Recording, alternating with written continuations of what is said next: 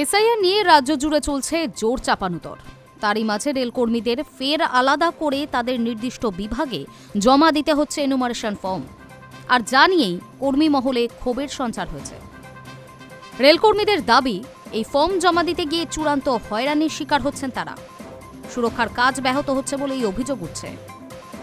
কয়েকদিন আগে রেলকর্মীদের একটি ফর্ম আগামী ২৬শে ডিসেম্বরের মধ্যে জমা দিতে বলে রেল কর্তৃপক্ষ, যাতে কর্মীর আগের ভোটার লিস্ট অনুযায়ী নাম এবং এপিক নম্বর উল্লেখ করতে বলা হয়। এমনকি বর্তমান অবস্থানও জানতে চাওয়া হয়। ঊর্ধ্বতন কর্তৃপক্ষের কাছে কর্মীদের জমা দিতে বলা হয়। আর তা নিয়েই কর্মী মহলে চাপা ক্ষোভের জন্ম।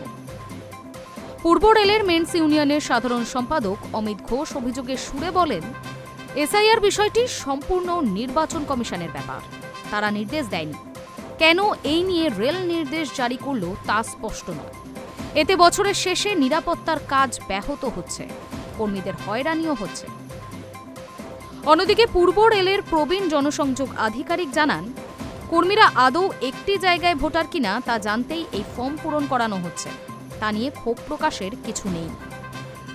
High news network.